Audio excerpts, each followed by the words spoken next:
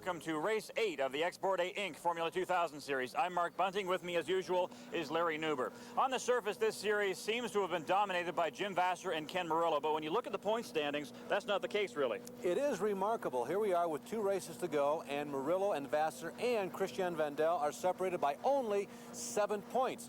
It's basically a tie. Not only that, but the first 7 drivers still have a mathematical chance of becoming the champion. I guess the point system in that standpoint is working. We're at Mosport Park here for Race 8. This is the second last race of the season. What about today's grid? How's it shape up? Well, Vasser is on the pole again, no surprise, and it is by 0.7 of a second, which doesn't sound like much if you just tried to run around this on foot, but in racing terms, that's quite a difference between him and the rest of the field. That's probably a couple of car lengths a lap, so if he can maintain that difference between himself and the rest of the field, which is tightly bunched, it could be very tough again today. One more thing we should mention, Larry, it's been spitting a little bit, so rain could be a factor in this race.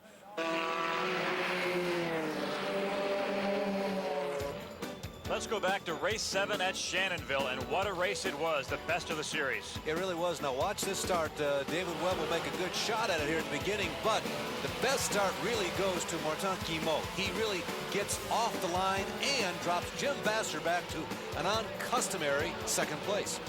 Guimot surprising everybody and adding a little excitement right at the start of this race as he takes over the lead from Jim Vasser, the pole sitter. Now he has had his moments, that is Guimot this year. He's had some good moments and some ones he'd just as soon forget, but this appeared to be his best position of 1990 to win a race. Scott Maxwell in the red car here, number 0, and David Webb, number 13 in the yellow car, also factored in this race a little later on. Yeah, this race was a long ways from being over. There is steady Bobby Carville. Many times this year, he's been in a position right up front. Oh, and there goes Jack Arbus. And talk about a season of soul-searching. He has really had one. It was an eventful day for Martin Guimot. Here he is coming out of the back stretch. A little rocky ride right off the track here. And watch as he comes back on. He almost gets clipped right there by Rick Choi. And consider that he did this while in the lead. It probably cost him the race because here comes very fast Jim Vasser. Vasser trying to take over the lead from Guimot right here. He couldn't do it, but as you will see coming up, perhaps our most dramatic moment this season, Vasser chasing Guimot. He tries to pass, and then they collide. Oh, and there is the moment as they approach the S's. Vasser is fighting to regain control, but before he can bring the car back on course, he returns with a left rear tire flat. Shortly after this collision, Guimot was out of the race. As we look at the replay here, Vasser got back into it but finished well back. You can see the damage to Martin's car right there, and this eliminated any chance certainly he had to win his first time ever in Formula 2000. That changed the race completely. Scott Maxwell took the lead with David Webb right behind him. But it is certainly not over yet. Here they come, both of them looking for win number 1 in their careers. They bang wheels going down the long back straightaway, but the veteran Floridian there on the left in the yellow number 13 takes over the lead. David Webb always competitive here. He had a third at Tremblant earlier in the year, but he had never won, and this was his chance. The way things were going today, could you be sure? But finally, he rounds the final corner, and Webb, as you can see, a very popular victor, wins for the first time. In second place was Scott Maxwell, 0 right there in the red car. 33, Ken Murillo came third, but it was changed to a 5th after an incident with Michael Skilton. Gilbert Pedneau explains. Now, as we know, Ken was penalized for what was judged at the time a dangerous passing maneuver and was penalized 10 seconds, as well as a financial penalty.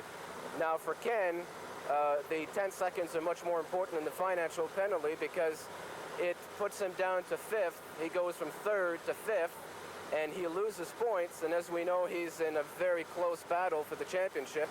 So this is the stage it's at now, is that they're going to hear his appeal, and it should be done very soon. The quest for the season points championship is coming down to what might be a very dramatic conclusion. But this European style of tallying points can produce some very peculiar results. You see, it favors a few sporadic but spectacular performances and not necessarily season-long consistency. Jim Vasser and Bobby Carville, for instance, have already had their bad race. You're only allowed to count 8 of the 9 races towards your point total, which means that every point that they earn on the racetrack in these last 2 races will count toward the championship. But teammates Craig Priddle and Christian Vandel, along with Ken Murillo, have yet to have a non-point race, which means that they could score points in these final 2 races and not have them count toward the points championship. Now consider a football or a baseball team in a pit drive down the stretch, winning a game that didn't count because they just didn't score enough points.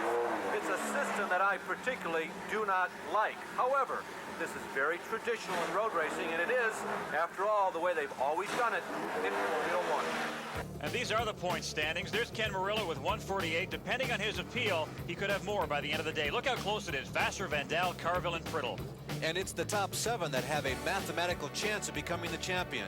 There are a couple of surprises inside the top 10, but beyond 7th place Maxwell, they're all just gunning to finish inside 10th position. Here is how the course looks at Mosport Park. 10 turns and 20 laps. It is almost 4 kilometers around. Jim Vasser holds the 1-lap track record. And remember, this can be a foreboding racetrack. Now here is the view that our first camera will be showing you as the cars go around this nearly 4-kilometer course. Momentum is so very important here at Mosport. Now there is Jim Vasser as he makes the first right-hander.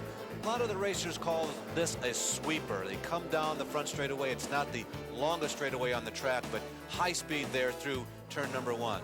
Now our second camera position shows you the cars as they begin to move through the S sections of this racetrack, the first of a couple of S sections. And again, that word momentum will pop up. Mosport is basically a smooth race course. Now, the slowest turn on this racetrack is the position of our third camera. You can see the cars will make a hard right-hander. This is the closest thing there is to a hairpin at Mosport. And for the Formula 2000 cars, it's a very good corner because the combination of the weight horsepower ratio still allows these cars to do some maneuvering through this turn, and sometimes there is passing here. Here's the long backstretch. This is our 4th camera angle, and the speeds will be as high here as they are at any place on this course. Now, the high horsepowered cars will have an advantage, and the cars that draft well. And it is said that the Swifts are the best drafting cars in 1990. Our next camera position is at the end of the back straightaway as the cars enter the turn 8-9 complex. Now, these are the final corners on the course before the cars turn and head for home, past the pits and the start-finish line. It's very difficult to pass here because the track narrows down. The final camera location is high atop a crane, and it spies on that front straightaway and the pit area.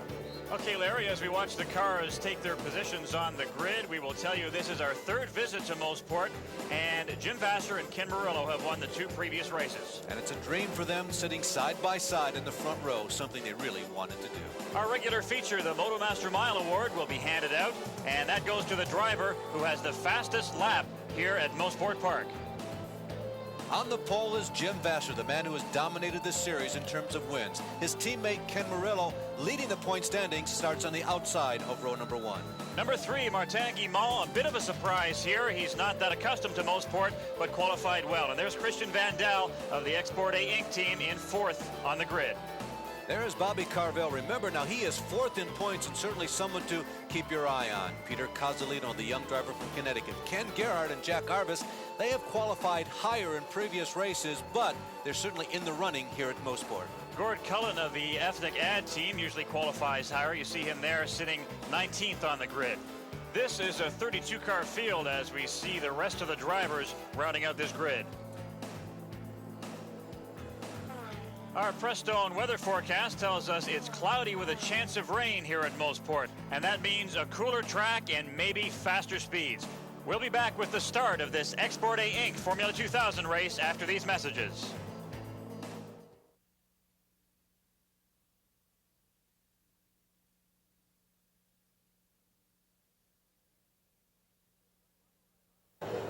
The final reconnaissance lap has been completed, and Jim Vasser, our pole sitter, is in the pits. You can only even try to imagine the emotion going on in his mind.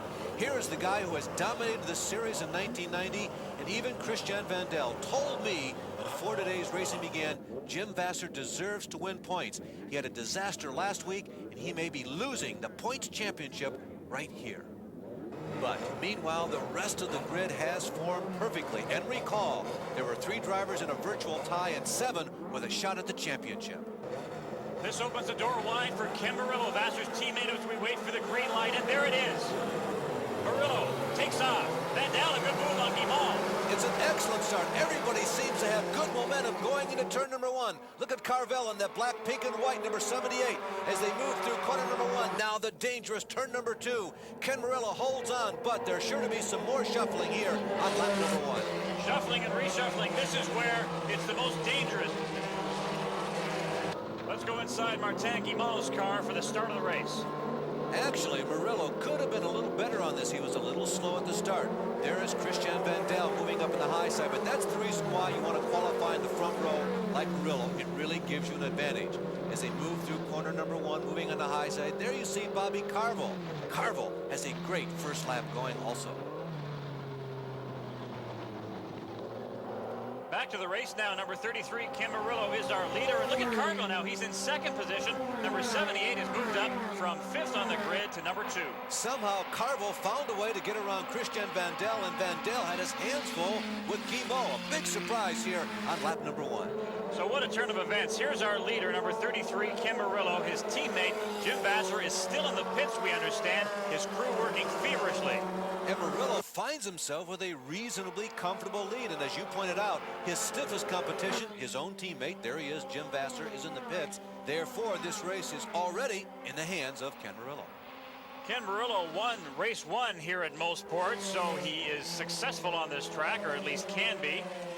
And he has a substantial lead right now over Bobby Carvel. And he came in as the points leader. Now, he does have one race where he had a low point total, so it's likely he's going to have some points deducted. So a win today would be very important for him, as of course it would be for all the drivers who are among those first 4 vying for the championship. There goes Murillo. Here comes Bobby Carvel, number 78. Guimont is in 3rd. Van Dale is in 4th. We saw Scott Maxwell in 5th there.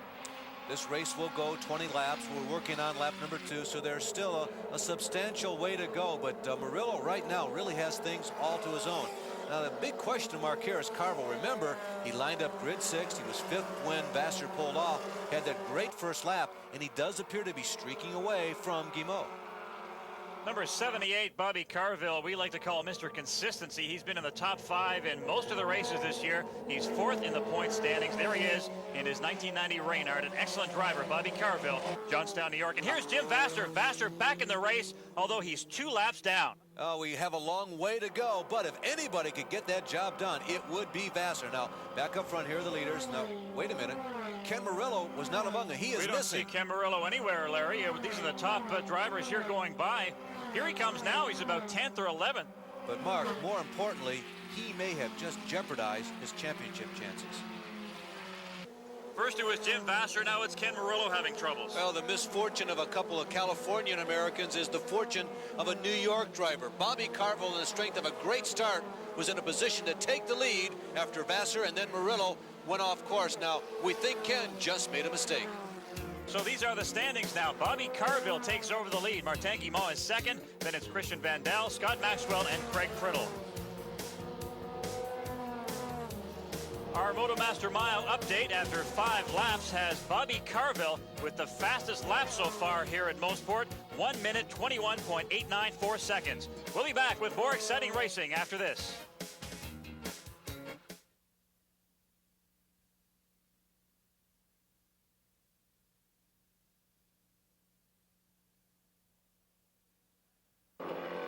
We are back at Mosport Park. This is race 8 of the Export A Inc. Formula 2000 series. This is Moss Corner as we watch the leaders go by. 4th place, 5th place, 6th place, Craig Priddle, Jack Arbus in that yellow car. That's David Webb in number 13. David Webb won at Shannonville, our last race, a popular victory.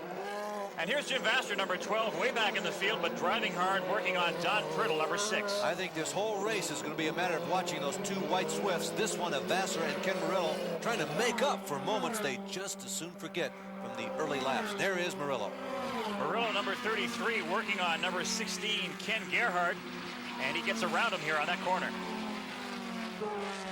That yellow car there was responsible for one of the biggest surprises in the history of Formula 2000 racing when its driver, David Webb, scored a very popular victory in the last race.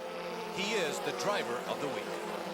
It's such a thrill, the competition level and the intensity and all, and it's just a very unusual circumstance. When you go back over I guess there's been 7 events now, and out of the 21 positions, I think there's only been 8 people in filling those, and said you begin to see what the odds are against coming out with that sort of a win, and so it really makes it special, and we just feel so good about it because it's just a fun thing, and it seemed to have been a nice race for the spectators, and it was just a nice one of the special things that happened.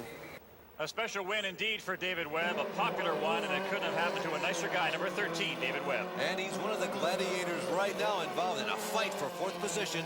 He's fighting on the track with, here they come, there is Craig Priddle right in the center of your screen, and in the far right, Jack Arbus. You see how close it is. Here they come now. Craig Priddle, number 3. Arbus is 27, and there's Webb in 6th position. Up front, here's the leader, 78, Bobby Carville. Behind him, number 5, Martin Guimont, as you see right there, and there is Christian Van Dal, number 2, behind him. And now it's time for this week's Firestone Fact.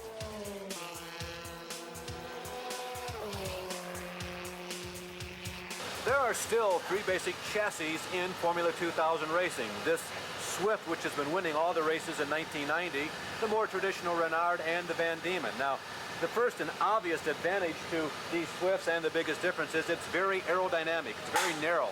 It slices through the air. The Renard people say it really gives them advantage in the corners. This car seems to get through the turns a lot quicker. As you look at the Renards, they also resemble a miniature Indianapolis car. There are side pods, radiators are built in there, and the car has a much more visible difference from the Swifts. Also, the suspension on this new California DB6 Swift is very different than the traditional Renard design. It is a push rod suspension, which is different from the old traditional rocker arm. The push rods are lighter in weight, more aerodynamic, and believe it or not, they're also stronger. Now, the new Van Diemen also has that. That's the latest design and technology from Europe. As a matter of fact, if you look real closely at the new Van Diemen, it kind of resembles one of the Ferrari Formula 1 cars. But whatever the case, the rules in Formula 2000 racing are so restrictive purposely to keep the competition evenly matched. They've done a pretty good job. With a few exceptions, this field remains very, very competitive. And that is this week's Firestone Fact. There is 4th, 5th, 6th, and 7th. Ken Murillo running in 7th position. Craig Priddle leads that group right now, but Murillo is on the move. He is in one of those Swifts, and remember, you can tell the Swift because it is very narrow. There is Murillo in the back of that field, moving back and forth. He looks to the inside of David Webb. Does he have enough room? Yes, number 33, Ken Murillo, gets by David Webb in the yellow car. He's up to 6th position now. In front of him is Jack Arbus, number 27, Ken Murillo, driving hard. It's not as pronounced as Daytona, but drafting is a factor. You cannot draft the Swifts well. That's one of the interesting phenomena of those cars in 1990, but they will follow well, and Ken Murillo, if he's driving properly, can really use that to his advantage. Boy, he is really moving up. A good battle shaping up here. 4, 5, 6, and 7. These cars all bunched together. There's Murillo, 33. Jack Arbus, number 27, in the blue and white cars in front of him. And there he goes. It looks like he's trying to make a move. And yes, he's passed Jack Arbus. Same place on the racetrack, 2 laps in a row. Ken Murillo has improved his position 1 inside of the top 10. And that is very difficult to do. Now he sets his sight on Craig Priddle in the rainbow-colored Export A Inc. car. There is Murillo, the hunter, and his quarry. So far, he's killed off 2 of them. In 2 laps, he's gotten by 2 drivers. As you mentioned, Craig Priddle, number 3, is his next victim. Let's see if he can get by him soon. You know, in some respects, when a moment happens to a driver like Murillo in the early laps, it really does help him focus his concentration. He is running a terrific race right now, and it's too bad he had that slight little miscue in the early part of the race, because he is this race's most outstanding performer right now. Heavy traffic. And there goes Murillo darting to the right side, and yet another pass of 2 more cars. How about Ken Murillo these last 3 laps? He's moved from 7th to 4th. He really has had a good race, except for that one moment while leading. He went off. He dropped all the way back to 12th. Both Murillo and Vasser are very fast. They could be the fastest cars in the track. These are the current standings. Our leader, Bobby Carville, followed by Guimont and Vandal. There's Ken Murillo in 4th place. Our Motomaster Mile update after 17 laps has Jim Vasser, the fastest driver. He has the fastest lap here at Mosport, 1 minute 21.358 seconds. We'll be back with the exciting finish of this Export A Inc. Formula 2000 race after this.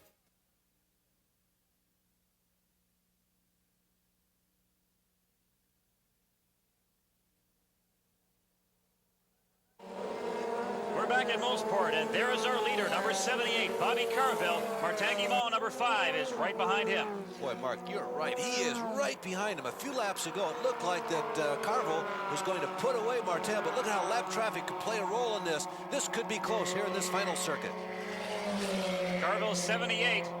His patience might finally pay off here with a victory. Look how hard he is driving. This is remarkable, having led most of this race and finding himself in this tussle here in the final lap. He is really standing on the throttle.